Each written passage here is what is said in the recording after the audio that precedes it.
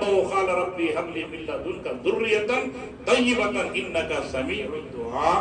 یہ قرآن کہہ رہا ہے. مولوی صاحب آپ بولیں گے نہیں اہل سنت والجماعت والے کیسے بھی نکال کے لگایا کریں. بیوقوف، قرآن کیا ہے. حضرت حنا عمران علیہ السلام کی زوجہ مبارکہ تھی. حضرت حنا کو جو ہے خواہش ہوئی کہ صاحب اولاد ہوں، اور اولاد ہوں تو منت مانگی کہ مولا میں یہ منت مانگتی ہوں. تو پتا چلا کہ منت کا مانگنا بھی نص قرآن سے. نظر و نیاز کا جو ہے احترام بھی قرآن کی نص ہے. کسی دارالفتہ کا فتویٰ ہے نہ کسی خانقاہ کا کوئی اجاری داری کا جو ہے کوئی اجرا کیا ہوا ہے، بلکہ رب ذوالجلال کے کلام عظیم کی جو ہے یہ بات ہے. منت مانگی. کیا منت مانگی؟ مولا آپ مجھے اگر اولاد دے تو میں بیت المقدس کی جارو کشی کے لیے اسے وقف کر دوں گی. اب عموماً عورتوں کا خیال یہ ہوتا ہے کہ مرد لڑکا جنم دے، مرد لڑکا تولد ہوئے، خواہش ہوتی ہے. جبکہ لڑکی تو وہ لڑکی ہے. خدا کی قسم لڑکی کے احترام میں کعبۃ اللہ جھک کر جس پر سلام بھیجتا تھا وہ آقا اپنی دختر مبارک کے لیے اٹھ کھڑے ہوتے ہیں اور ہاتھ چومتے ہیں، اپنی جائے نصیب پر بٹھاتے ہیں. یہ اہمیت ہے خاتون، تو خاتون جنت کے ذریعے سرکار نے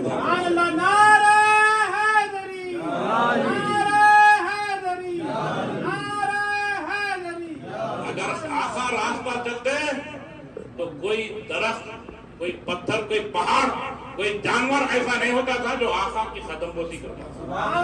اور وہ آقا اپنی شہزادی جب تشریف لاتے تو اٹھ کھڑے ہوتے تھے اور دست مبارک کو چوم کر اپنی جائے نصیب پر بٹھاتے تھے. یہ قدر و منزلت سکھایا. آپ کا خیال تھا حضرت حنا کا کہ مجھے لڑکا جو بھی پیدا ہوں گی تو میں اس کو جارو کشی کی یعنی بیت المقدس کی خدمت کے لیے وقف کر دوں گا. تو اتفاق سے پیدا ہوئے خاتون، مگر منت میں تو پکی تھی، وعدے میں پکی تھی. ایک تو نبی کی بیوی تھی کہ اللہ سے مانگ کر لی تھی. تو آپ نے لڑکی ہونے کے باوجود میں جو منت مانگی اس پہ پوری رہتی ہوں، وعدہ خلافی نہیں کروں گی، بیت المقدس میں ضرور وقف کر دوں گی. مگر مولا یہ لڑکی ہونے کے ناطے تو انہیں دنیا میں کسی کو کفیل مقرر کر دے تاکہ ان کی نگہداشت کرے، نگرانی کرے. تو اللہ نے ان کی دعا کو شرف قبولیت دیا اور اس وقت کے نبی حضرت زکریا علیہ السلام کو ان کا کفیل مقرر کیا، اس لیے کہ وہ نبی بھی تھے اور آپ کے خادم بھی تھے. تو ان کی ڈیوٹی تھی کہ بیت المقدس کے حجرے میں جانا، ان کے لیے جو بھی ساز و سامان کی ضرورت دینا، پھر وہ کمرے کو قفل ڈال کے باہر آ جانا. مگر ہوتا یہ تھا کہ وہ اللہ کی ولیہ تھی. وہ کون تھی؟ وہ بی بی مریم تھے، کوئی عام خاتون نہیں تھی. بی بی مریم تھے، وہ اللہ کی ولیہ تھی. تب اللہ کی ولیوں کو اور ولیاں کو رب ذوالجلال اپنی کفالت سے کیسا سرفراز فرماتا ہے اور دنیا کو بتا بھی دیتا ہے کہ یہ کیسے ہوتے ہیں. تو جب زکریا علیہ السلام جب کبھی جاتے تھے، قفل تو کمرے کو رہتا تھا مگر اندر کیا رہتا تھا؟ نیچے نئے قسم کے پھل پھل آئے.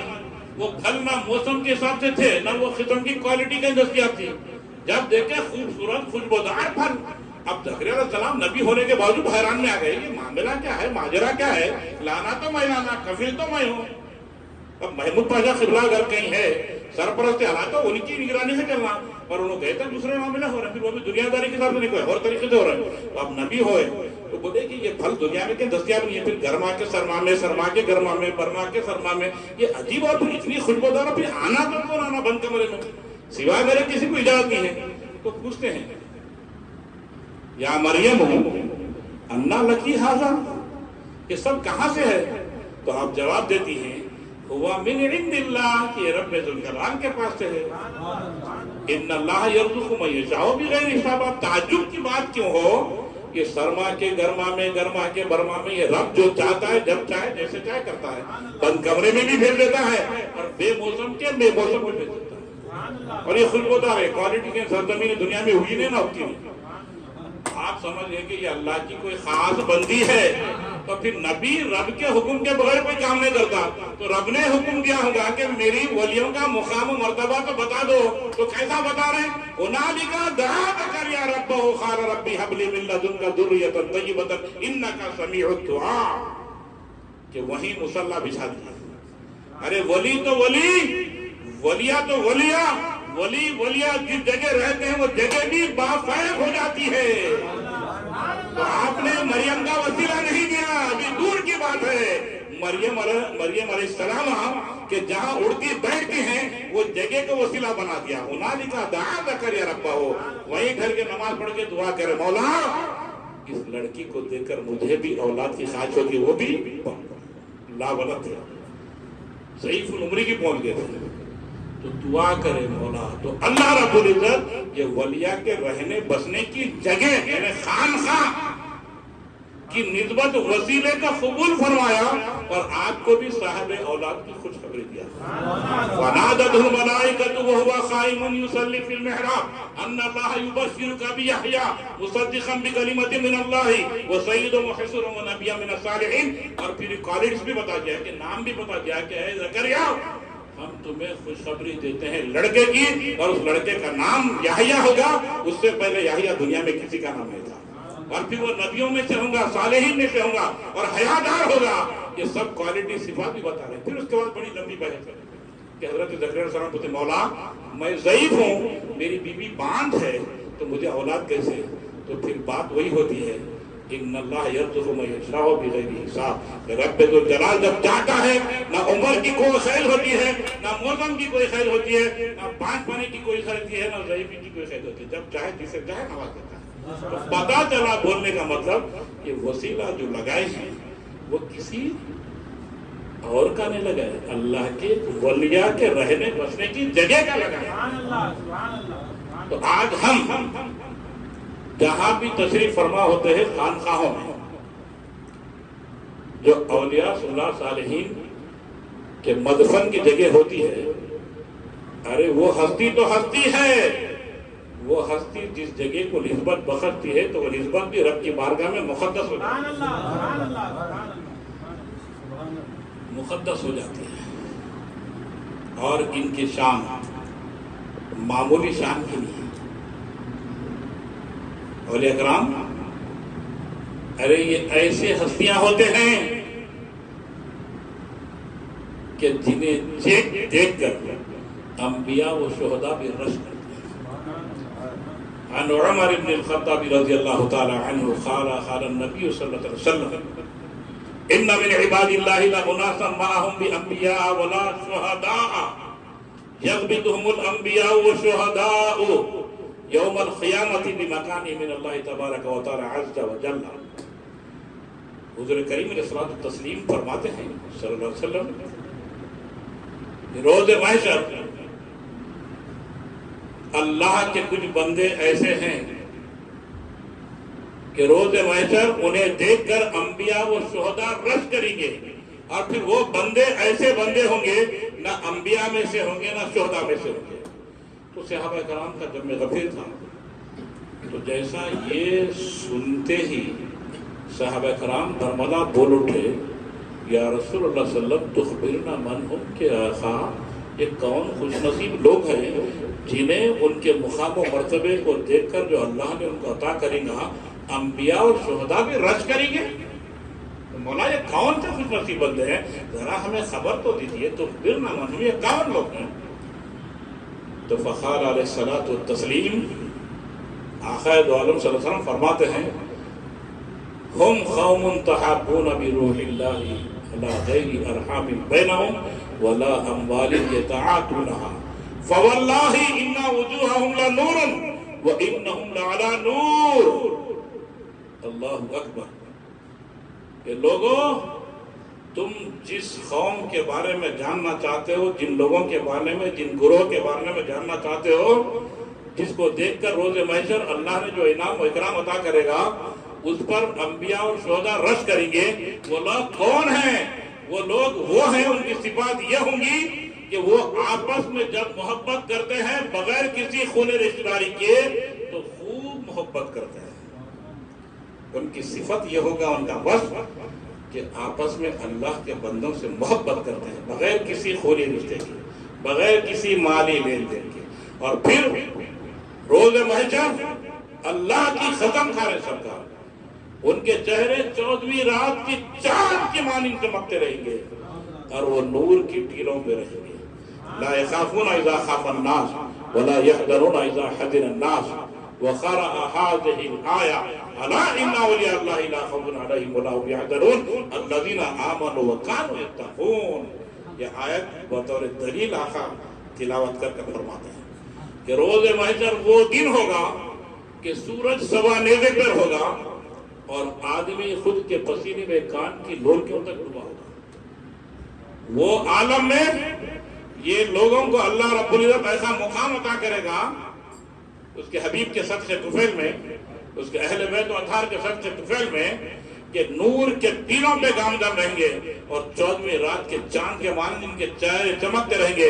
نہ انہیں خوف ہوگا، نہ انہیں کوئی غم ہوگا، بلکہ مجاہدہ کریں گے کہ کون دنیا میں ہم سے ملنے والا آج پریشان نظر رہا ہے، اس کی ہم مدد کر سکیں گے۔ یہ ان کا کام ہے۔ یہ مقام کو دیکھ کر انبیاء و شہداء بھی رش کریں گے۔ اور کون لوگ ہوں گے یہ؟ الذین آمنوا وکانوا یتقون، کہ اہل ایمان سے ہوں گے اور ان کے قلوب تقوی کا خزانہ ہوگا، تقوی کا خزانہ ہوگا۔ اور تقوی کیا ہے؟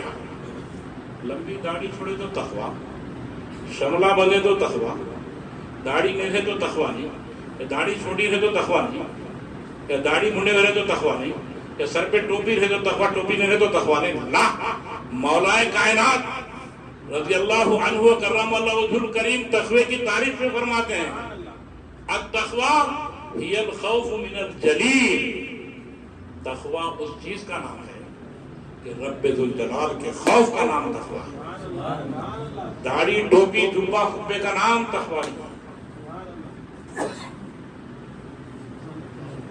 ہی الخوف من الجلیل والعمل من التنزیل، کہ اللہ نے جو کچھ احکامات دیا ہے اس پر عمل کرنے کا نام تقوی ہے۔ وَرِضَاءُ بِالْخَلِيلِ، بڑھئے آرام سے بڑھئے، وَرِضَاءُ بِالْخَلِيلِ، کہ اللہ نے جو کچھ دیا ہے اس پہ راضی رہنے کا نام تقوی ہے۔ وَالْإِسْتِعْدَادُ لِيَوْمِ الرَّحِيلِ، کہ آخرت کے توشے کو تیار کرنے کا، تیار رکھنے کا نام تقوی ہے۔ مولا کائنات تقوی کی تعریف میں تفسیر میں فرماتا ہے مختصر سے الفاظ، التقوی ہی الخوف من الجلیل والعمل بالتنزیل والرضا بالخلیل والاستعداد لیوم الرحیل۔ تو یہ تقوی، تو تقوی کی پہچان کیسے؟ جس دل میں دنیا کی محبت نہ ہو وہ دل تقوی ہوتا۔ اگر کوئی داڑھی ٹوپی چمڑا سب پہنتا ہے، 1000 سجدے کرتا ہے، اس کے بعد دنیا کی محبت بھی رکھتا ہے، نفس کی خواہشات کی پیروی کرتا ہے، تو سمجھ جاؤ یہ اس کے سجدے، یہ اس کے عمرے، یہ اس کے حج، اس کے جو بھی عبادتیں ہیں وہ سب بیکار ہے۔ اگر دنیا کی محبت کے ساتھ یہ اہل اللہ کی صفات ہیں، ان کے قلوب تقوی کے خزانے اور کان ہوتے ہیں، دنیا کو وہ ٹھوکر پڑے گی۔ یہ واقعہ ضرور سنائے بغیر نہیں رہوں گا۔ ہمارے اسی ملک کی دھرتی پر جب حضرت سیدنا نظام الدین اولیاء رحمہ اللہ علیہ تشریف لائے، تو اولیاء کرام کی شان ہوتی ہے، ان کے لیے کسی قسم کی publicity, YouTube, social media, Instagram, امکا ڈمکا، پیپر، اخبار، یہ کسی چیز کی ضرورت نہیں ہوتی ہے۔ عن ابی ہریرہ رضی اللہ تعالی عنہ قال قال رسول اللہ صلی اللہ علیہ وسلم اذا احب اللہ العبد نادى جبریل ان اللہ يحب فلانا فاحببه فيحبه جبریل، کہ اللہ عز و جل جب اپنے بندوں میں سے کسی بھی بندے سے کسی آئین کی پابند نہیں دین اس کی، کوئی یہ نہیں بولتا کہ مولا میں اتنے نماز میں پڑھتا ہوں، مجھ سے چاہ لے، مجھ سے محبت کر، نہ، اس کی مرضی ہے، جسے چاہے نگاہ کم سے کسی رند کو نہ دے کہیں ظاہر، پتا نہیں کہ اس کریم کو پسند تو ہے کیوں، وہ جس سے چاہے محبت کرتا ہے۔ جب وہ محبت کرتا ہے تو جبرائیل کو حکم دیتا ہے کہ جبرائیل میں فلاں بن فلاں سے محبت کرتا ہوں، تم بھی محبت کرو. تو جبرائیل بھی محبت کرتے ہیں. پھر صرف جبرائیل محبت کر کر رکتے نہیں کہ رب کے حکم پر ہی فرماتے ہوں گے وَنَادَى جِبْرِيلُ فِي أَهْلِ السَّمَاءِ. آسمان پہ جتنے بھی مخلوقات رہتے بستے ہیں سب کو حکم دیتے ہیں إِنَّ اللَّهَ يُحِبُّ فَلَانًا فَأَحِبُّهُ فَيُحِبُّهُ أَهْلُ السَّمَاءِ. کہ اے اہل سماوات، اللہ رب العزت فلاں بن فلاں اولاد آدم سے محبت کرتا ہے، تم بھی محبت کرو. تو سارے اہل سماوات محبت کرتے ہیں. پتہ نہیں سماوات میں کتنی مخلوق ہے، کتنے قسم کی مخلوق ہے، اور اب جانے اس کا حبیب جانے. وہ سب کرتے ہیں. ثم یوزع لہ القبول فی الارض. اس کے بعد اہل ارض پر ان کی محبت کو ڈال دیا جاتا ہے. تب تو اولیاء کرام کے خدموں میں شیر بھی آتا ہے، ببر بھی آتا ہے، ہرنے بھی آتے ہیں، دیواریں بھی چلتے ہیں، پانی بھی کودے میں سمو جاتا ہے، سمندر تالاب بھی آ جاتا ہے. اور بڑے بڑے جادوگروں کہ جادوؤں کے ہوا میں انڈے کو ایک ولی کامل کا نالین جا کر سر کو بھی کر کر لاتا ہے. اور جس جگہ بیٹھ گئے اس جگہ سے ہٹا دیا جائے تو پھر خدا کی قسم وہ جگہ پہ جو گیا تو پھر اٹھ نہیں سکتا. اونٹے گھوڑے مثال ہے نا ہمارے دیش میں. تو اللہ رب العزت جس سے محبت کرتا ہے ان کی محبت کو دلوں میں ڈال دیتا ہے. ڈال دیا. تو نظام الدین اولیاء رحمۃ اللہ جب تشریف لائے ہندوستان کی دھرتی پر تو سارے لوگ کیونکہ اوپر سے فیصلہ تھا کہ انہوں کون ہے نہ معلوم. آج معلوم خواجہ معین الدین کون ہے چشتی رحمۃ اللہ علیہ، کتنے لوگ ملے، مگر جس کے دل میں ایمان اللہ نے دیا ہے ان کی محبت کو بھی ڈال دیا. سب جانتے ہیں، جاننے والے نہیں جاننے والے سب حاضر بارگاہ ہوتے ہیں. کتنے پیرانے پیر کے شیدائی ہیں، اللہ کی ختم کون دیکھا ہے؟ اور خدا کی ختم نیند میں سے اٹھے تو بھی اللہ رب العزت نے جس کو خوش قسمتی والا خط دیا وہ ضرور پیرانے پیر کو یاد کرتا ہے. کتنے لوگ مولا کائنات کو دیکھیں، اللہ کی ختم جس کا ایمان سلامت ہو ضرور مولا کو یاد کرتا ہے. یا علی ملک ہوتا ہے نا. یہ من اللہ فیصلے ہوتے ہیں. تو لوگ جب جوق در جوق آپ کے پاس آنا شروع کرے جبکہ کوئی آپ کا انٹروڈکشن نہیں ہے، اور اللہ کی طرف سے انٹروڈکشن ہے کہ لوگ کھینچے کھینچے آتے ہیں کیونکہ محبت کے لوگ ہوتے ہیں، ان کے دل میں محبت کے خزانے ہوتے ہیں. ہم قوم تحابوا بروح اللہ علی غیر ارحام بینہم. کہ یہ وہ خلوق وہ ہستیاں ہوتے ہیں جو بغیر کسی خون رشتہ داری یا بغیر کسی لین دین کے محبت کرتے ہیں یا اولیاء کی صفت کرتے ہیں. تو آپ بھی جو در جو آنے والوں کو اپنا فیضان پہنچاتے تھے. تو اس قدر تانتا جمنا شروع ہوا کہ وہ دھرتی کا راجہ مہاراجہ بادشاہ شاہ جو بھی ہے آنڈو پانڈو سب پریشان ہونا شروع ہو گیا. بولا کون ہے یہ دربار کی طرف لوگ ہی نہیں آ رہے، سب ادھر جا رہے ہیں، صوفی مانیش کون ہے؟ بولے وزیر کو بولا جاؤ ان کو بول دو یہاں سے تخلیہ کرو. وزیر بادشاہ کے حکم کا تابع. اس کے ہمارے بیچارے کو جو بولنا تھا گیا جا کے بولا کہ جی صاحب جی آپ جو بھی ہے حضرت جی آپ کو بادشاہ کا حکم ہے کہ آپ یہاں سے اتنے دن میں چلے جاؤ. تو یہ ارسال تھا پیغام ہے. ٹھیک ہے کوئی بات نہیں، خیر اللہ ہے، ان سے کیا بولتے ہیں، ٹھیک ہے اجازت مان لیا. خدا کی قدم ٹھوکر پر رکھنے کو کہ آج کل کے ڈھونگی ہے کیا جس کے بولے اس کے بعد چوکٹوں پہ جانے والا ہے. ایڈ بولتا ولی کی شان ہے، بلکہ ولیوں کے غلاموں کی شان ہے کہ جوتے پہ رکھتے ہیں تاجوروں پر. اسلاف نہیں ہے ہمارے، جوتیوں پہ رکھتے ہیں، جوتیوں پہ. اور ہم بھی رکھیں گے انشاءاللہ. اگر ہم کو سچی غلامی کی نسبت نصیب ہے تو ہم بھی رکھیں گے. کیئر نہیں کریں گے، ڈو ناٹ کیئر. اور جو کیئر کرتا ہے وہ ہم میں سے نہیں ہے، سب میں سے، چاہے کوئی بھی لبادہ دار کیا ہٹا بات. تو اب آپ پڑھ لیے بولے ٹھیک ہے. تو ادھر آپ کو لیٹر ملنا تھا پیغام شاہی تخریہ کا، ادھر جو بادشاہ کا جو ہے سیدھا سیدھا بند، اوپر سے فیصلے ون بند. آپ مجھے جو ہے بے چین ہو رہا ہے، کیا باتیں آ رہی ہیں، حکمات بات جتنے بھی تھے جادوگر نوجو میں آپ سب کو بلا رہا ہو رہا کیا. اس کے بعد ان کا باپ بھی بند ہو گیا، ایک ون بند، اس کے بعد ٹو بھی بند. ایک دن گزرے، دو دن گزرے، ابھی وہاں تو 8 دن کا ٹائم ہے تخلیہ کے لیے، مگر یہاں تو کام پہچان دیا ختم ہو گیا کام ہوا میں. اب پریشان ہوگا، تاج کی کرسی پہ اتر کے نیچے روکنا چاہیے گا، پیٹ ہوگا یوں. اب وہ آ رہے ہیں، یہ آ رہے ہیں، یہ آ رہے ہیں، کچھ بھی نہیں ہو رہا، پریشان تکلیف میں کرنے اترا ہو گیا.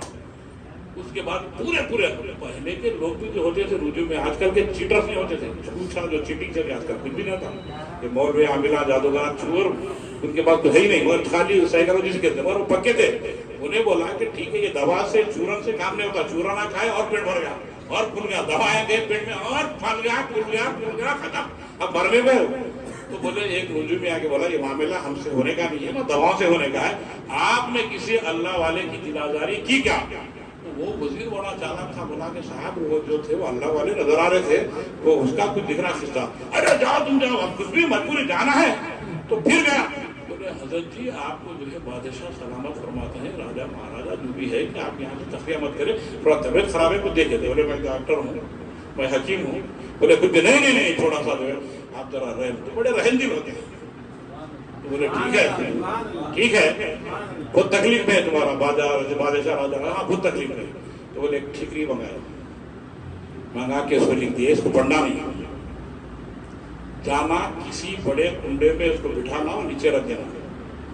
اس کے بعد انہیں فارغ ہو جائے گا تو اس کے بعد اس کے ہاتھ سے جو ہے انہیں نکال کے پڑھنا ہوگا. تو پھر وہ علاج مکمل. اگر انہیں کندرایا اس کو چھینچی بول کے سمجھ میں آیا تو پھر وہ ریورس ہوا معاملہ. تو کون مان لیں گا ریورس کی تکلیف کیا تھی معلوم ہے. تو آ کے پیغام دیجیے یہ علاج ہے سرکار، علاج ہے. کیا علاج؟ کھانے کا نہیں، کچھ بھی نہیں.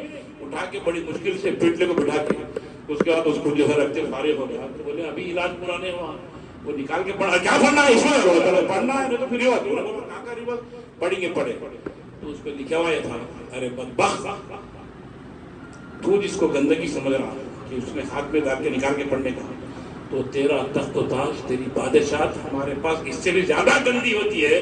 تو کیوں خطرہ محسوس کر رہا تھا کہ ہم تیرے تخت کو دھکا پہنچائیں گے؟ ہمارے پاس یہ دنیا کے تخت و تاج کی کوئی اوقات نہیں. اللہ کے سامنے اس کی گنجائش نہیں ہوتی ہے، کیونکہ اللہ رب العزت جو ہے ان سے محبت کر کر ساروں کی مخلوقات کے خلوق میں ان کی محبت کو پیوست کرتا ہے. ثم یوضع له القبول فی العرش. تو لوگوں گفتگو کو اختتام کی طرف سمیٹتا ہوں، کیونکہ بزرگ مشائخ بڑی ہستی تشریف فرما ہے، ان کے بھی نصیحت آمیز خطاب کو سننا ہے اور کچھ لے کے اٹھنا. تو اس سے پہلے جب ہماری نسبت اولیاء کرام سے ہے تو ضرور ہم کو ان کی سیرت کو بھی اپنانا ہے. وہ سچ بولنے کے علم بردار ہوتے ہیں. آج ہم بھی جب ان سے نسبت لیتے ہیں تو اللہ کی قسم یہ عہد کرنا ہوگا کہ ہماری زبان جب بھی کھلیں گے تو ہم بھی سچ بولیں گے نا. اور لوگوں سے جب محبت کریں گے تو بے لوث کریں گے، بولیے کریں گے نا. اور کسی کے تعلق سے میل کچیل نہیں رکھیں گے.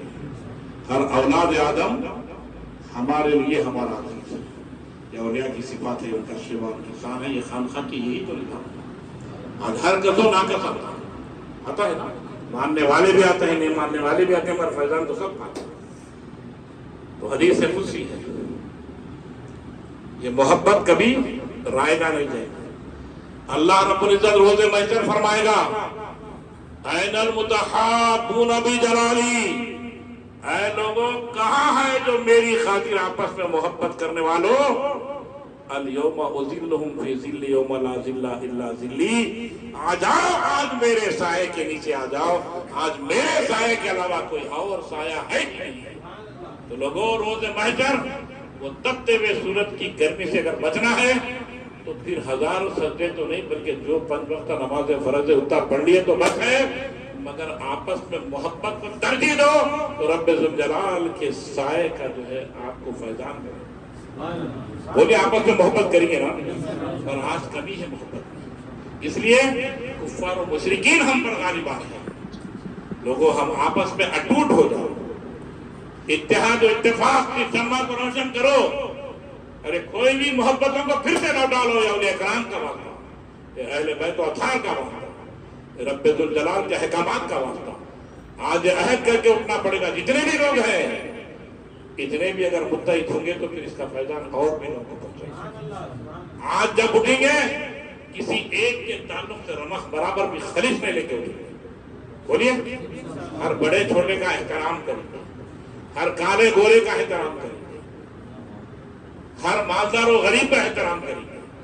کبھی اس میں تفریق نہیں کریں گے. طاقت اور کمزور کا احترام برابر کریں گے. کریں گے نا؟ ضرور کریں گے نا؟ اور لوگوں خوش قسمت ہیں وہ لوگ.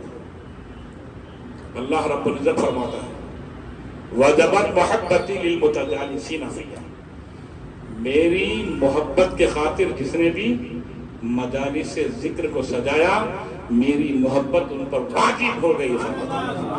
جبکہ اس سے کوئی واجب نہیں مگر وہ واجب ہو گئے فرماتا ہے، یعنی لازم محبت نصیب ہو گئی. پھر فرماتا ہے وَجَبَتْ مَحَبَّتِي لِلْمُتَحَابِّينَ فِيهَا، میری خاطر آپس میں جو محبت کرتے ہو نا تو ان کو میری محبت واجب. کیا اتنی آسان ہے؟ آدمی کسی دنیاوی اقتدار پر فائز کی محبت کو پانے کے لیے تگودو کرتے ہیں. ارے یہ تو مالک کل خالق کل آپ کو محبت کا آفر کر رہا ہے. ارے وہ مل جائے تو سب کچھ مل جائے. خدا کی قسم ساری دنیا کے تاج آپ کی ٹھوکر میں آ جائے تو وہ محبت کے آفر کو تم نہیں سمجھتے ہو. کیوں دنیا کی جو ہے تگودوگے میں لگے ہو؟ ارے جتنی ضرورت ہے دنیا کی اس حد تک کی حاصل کرو، اس کے بعد تو خارج تو جانا ہے نا. کوئی لے کے جانا ہے، کوئی آج تک کوئی لے گیا؟ کوئی کچھ نہیں لے جاتا.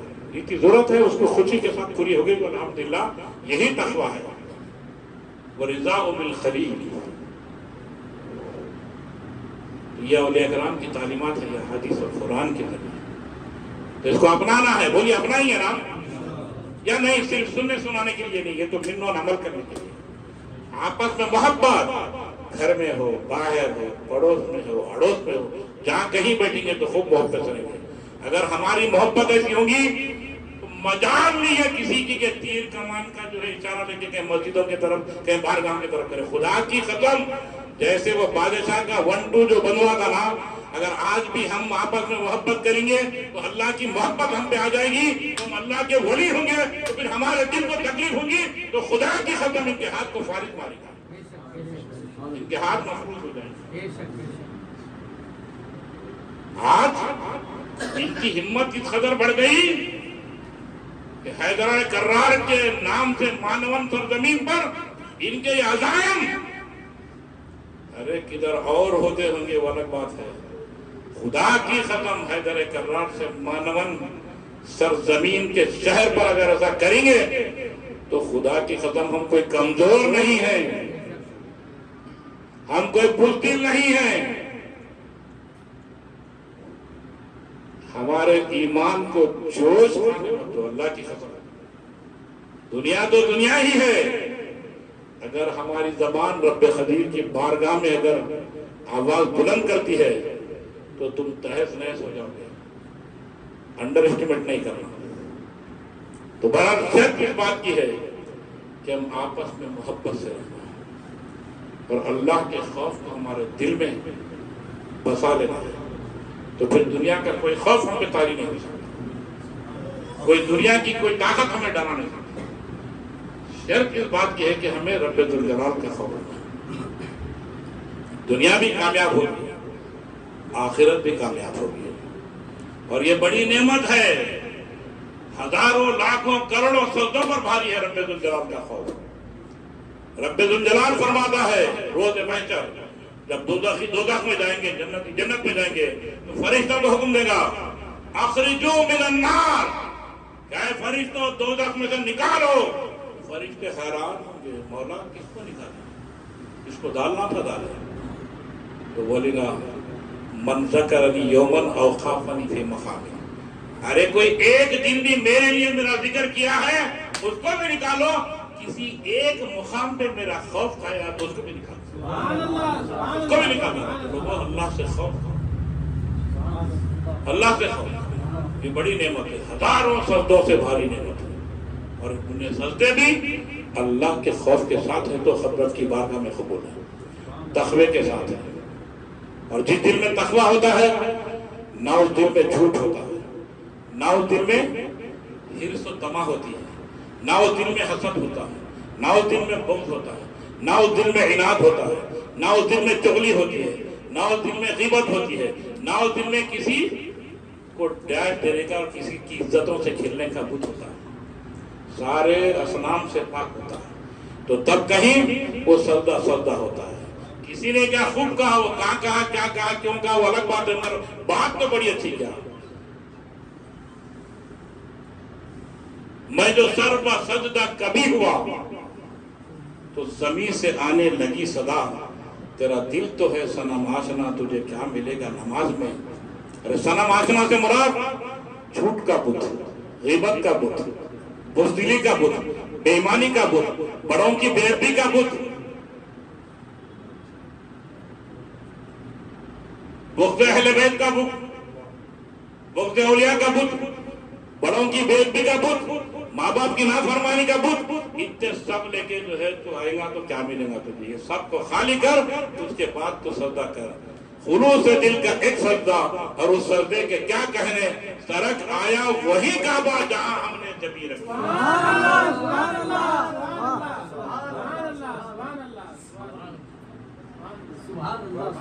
سنی نا میں نے مصر فلسطین میں وہ عطا دیا ہے جس نے پہاڑوں کو ریشہ سیما. وہ سجدہ جس سے روح زمین کانپ اڑتی تھی، آج اسی سجدے کو ترستے ہیں ممبر و محراب. ہمارے سجدوں کا یہ عالم یہ ہے کہ ہمارے سجدے کی دوڑ ممبر و محراب تک بھی نہیں ہے. اور وہ ہمارے اسلاف کے سجدے تھے کہ روح زمین کانپ اڑتی تھی. روح زمین سے مطلب صرف اتنی نہیں حیدرآباد کی محلے مصری گنج کی، یعنی تو یہ غازی پورے کی، ادھر کی غازی بنڈی کی نہیں، سرزمین کائنات ترس جاتا تھا. نہیں لڑتا وہ امام عالی مقام کا سجدہ. خدا کی قسم زمین تو کہاں اٹھ گئی تھی.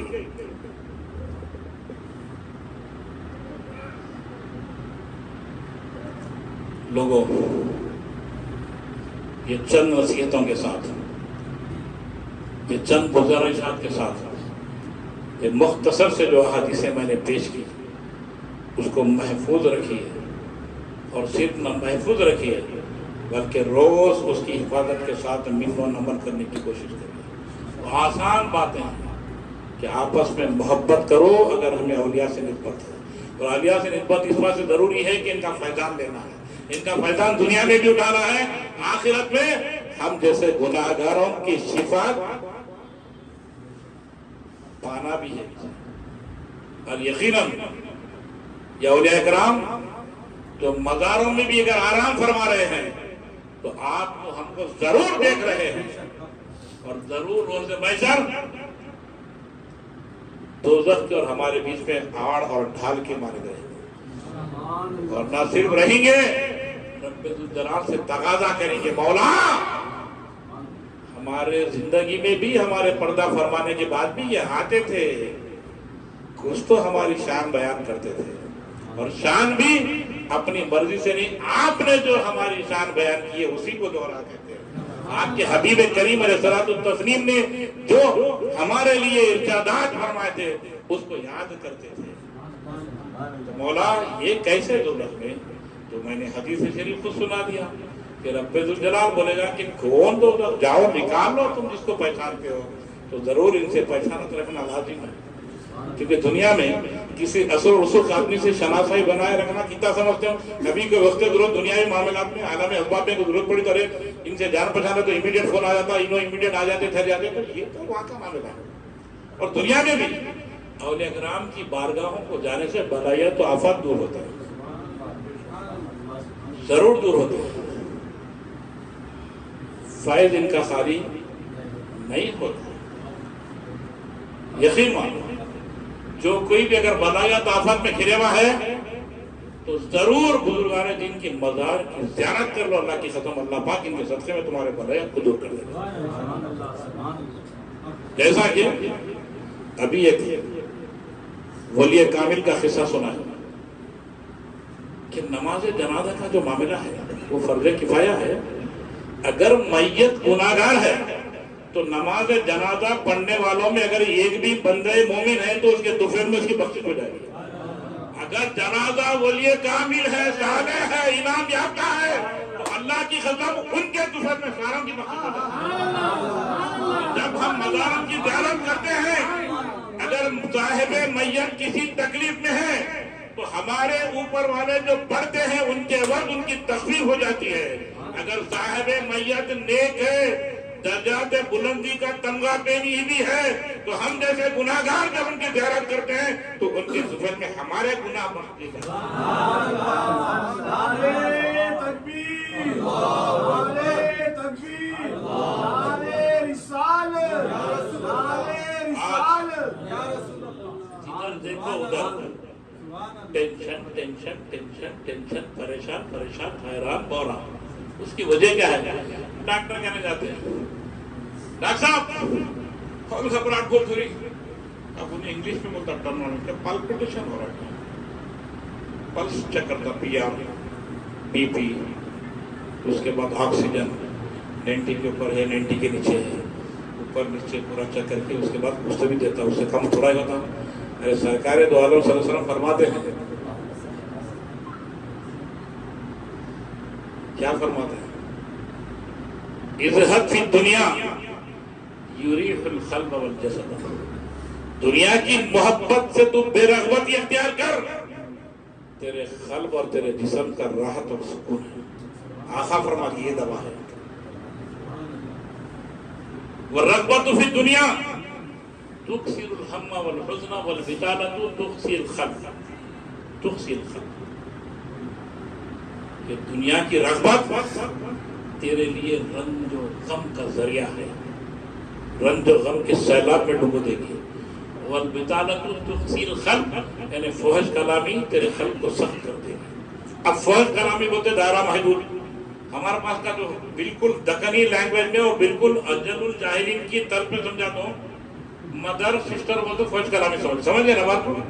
نہیں، جھوٹ فحش کلام ہے، غیبت فحش کلام ہے، چغلی فحش کلام ہے، حسد فحش کلام ہے، جلسی فحش کلام ہے، بغض فحش کلام ہے، فحش کلام ہے۔ یہ سب کیا ہے؟ قلب کو سخت کرنے کے سامان ہیں۔ جب قلب سخت ہوگا تو پمپنگ صحیح نہیں ہوگی، پمپنگ جب صحیح نہیں ہوگی تو سسٹولک ڈیسٹولک، اوپر نیچے، ریٹنگ اپ ڈاؤن، 100 کے اوپر، ہول گھبراہٹ۔ تو یہ کیا کرے گا؟ دنیا میں پڑھنے والا آپ کو جو ہے بیٹا فلانا ہمکا ڈمکا ٹیبلٹ دے گا، اس سے ہوگا کیا؟ وقتیہ طور پہ آپ کے پریشر کیا تو دبائیں گا، بڑھ گئے ہے تو یا کم ہوئے تو پریشر میں لیں گا، تو وہ ٹائم نہیں رہتا۔ پر اصل مرض کیا ہے؟ والبطالۃ تخسی القلب، یعنی فحش کلامی کو دل کا نکالا تو قلب نرم ہوگا، نرم ہوگا تو پمپنگ صحیح ہوگی، پمپنگ صحیح ہوگی تو سکون رہے گا۔ ہر آدمی ٹینشن، مر کیا ٹینشن؟ جاتا دواخانہ میرے کارڈیولوجسٹ آپ کا ہے بھائی لندن کا، ایف آر سی ایچ ہے، ایف آر سی ایچ ہے، ایم آر سی ہے، ایم آر سی فلانا ہے، فلانا ہے، ایم آر سی فلانا ہے، وہ جاتے لائن میں چل کے، ارے خدا کی قسم مجھے وجود کائنات نے فرما دیا تمہارے سکون کا سامان کہ دنیا کی محبت تو کم کر لو، اللہ کی قسم تمہارے قلب اور روح اور تمہارے جسم کا سکون، تم دنیا کی محبت کو غالب کر رہی ہیں تو تمہارے لیے رنگ غم پریشانیاں گھیر لیں گی، نہ کوئی منسٹر دور کر سکے گا، نہ کوئی M P M L A دور کر سکے گا، نہ کوئی بادشاہ وقت دور کر سکے گا۔ یہ سب تم اپنے ہاتھوں سے کما لیے سے، لہذا کنٹرول بھی تم کر سکتے ہو۔ اور ہر آدمی کو مشہور ہونے کی خواہش ہے، جو ملے ڈالتا سوشل میڈیا پہ فلانا فلانا فلانا فلانا۔